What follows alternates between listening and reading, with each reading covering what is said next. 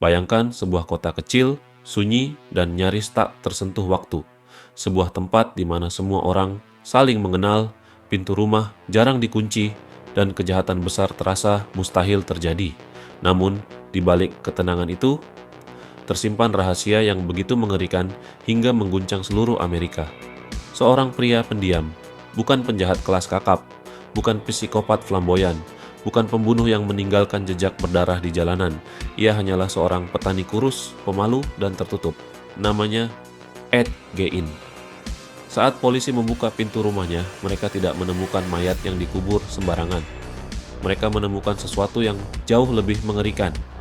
Kulit manusia dijadikan perabot, tulang belulang dijadikan dekorasi, dan rumah itu berubah menjadi museum horor kehidupan nyata.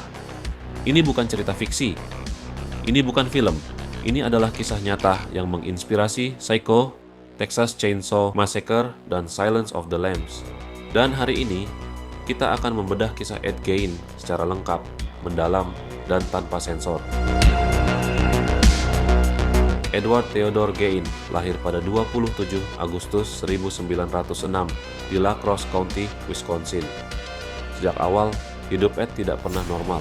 Ayahnya, George Gein, adalah seorang pecandu alkohol, pria yang gagal sebagai kepala keluarga, jarang bekerja, sering menghilang. Ibunya, Augusta Gein, adalah sosok yang jauh lebih berpengaruh. Augusta adalah wanita fanatik religius. Ia percaya dunia adalah tempat penuh dosa, bahwa perempuan adalah sumber kejahatan, dan bahwa seks adalah perbuatan menjijikkan yang membawa manusia ke neraka. Setiap malam, Augusta membacakan ayat-ayat Alkitab dengan suara keras tentang hukuman Tuhan, tentang perempuan cabul, tentang dosa tubuh manusia. Ed kecil tumbuh dalam ketakutan. Ia tidak diizinkan berteman, tidak diizinkan berbicara dengan perempuan, tidak diizinkan mengenal dunia luar. Augusta menanamkan satu keyakinan ke kepala Ed. Hanya ibu yang murni, semua perempuan lain adalah kotor. Kalimat itu akan menghantui Ed sepanjang hidupnya. Ed tidak hanya menyayangi ibunya, ia bergantung sepenuhnya. Augusta adalah dunianya, satu-satunya sumber kasih sayang, satu-satunya suara yang ia dengar. Ketika ayah Ed meninggal, hubungan ini semakin tidak sehat. Ed dan kakaknya, Henry, bekerja di ladang. Namun Henry mulai mempertanyakan ibunya. Henry menyebut Augusta sakit jiwa. Ia ingin Ed memiliki hidup normal. Beberapa bulan kemudian, Henry ditemukan tewas dalam kebakaran ladang. Secara resmi, kecelakaan. Namun ada luka di kepala Henry yang tidak pernah dijelaskan. Ed selamat. Ed menangis, namun tidak ada penyelidikan lanjutan. Dan kini, Ed hanya memiliki ibunya seorang. Tahun 1945, Augusta Gein meninggal akibat stroke. Bagi Ed, ini bukan kehilangan, ini adalah kehancuran total identitas. Ia menutup kamar ibunya rapat-rapat, tidak pernah masuk lagi. Ia menjaga kamar itu seperti kuil suci, sementara rumah lainnya perlahan berubah menjadi tempat yang gelap.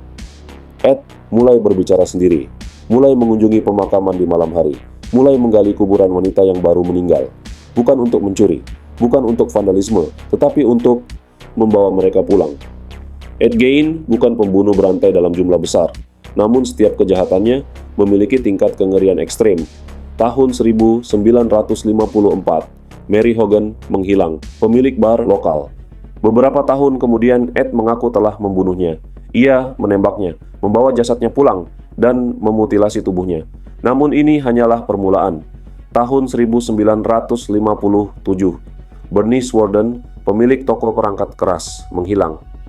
Polisi menemukan bukti di toko, jejak darah, struk belanja dengan nama Ed Gein. Polisi langsung menuju rumah Ed, dan di sanalah mereka menemukan neraka di bumi. Mayat Bernice tergantung terbalik, tanpa kepala, tanpa organ dalam. Di seluruh rumah, kursi dari kulit manusia, topeng wajah dari kulit wanita mangkuk, dari tengkorak, sabuk dari puting payudara, jas lengkap dari kulit manusia. Ed tidak membunuh karena marah. Ia membunuh untuk menjadi ibunya. Psikiater menyimpulkan, Ed tidak sadis, tidak menikmati penderitaan korban. Namun ia terlepas dari realitas. Ia ingin menghidupkan kembali ibunya, menjadi perempuan, menghapus identitas dirinya sendiri. Ia hidup dalam dunia fantasi yang dibangun sejak kecil. Ed dinyatakan tidak layak diadili, dikirim ke rumah sakit jiwa. Ia hidup hingga tahun 1984, meninggal karena kanker, tanpa penyesalan, tanpa kesadaran penuh atas kejahatannya. Ed Gein menginspirasi Norman Bates, Leatherface, Buffalo Bill. Namun yang paling menakutkan, ia nyata. Ed Gein bukan monster sejak lahir. Ia dibentuk, dipatahkan, dan dibiarkan tanpa pertolongan.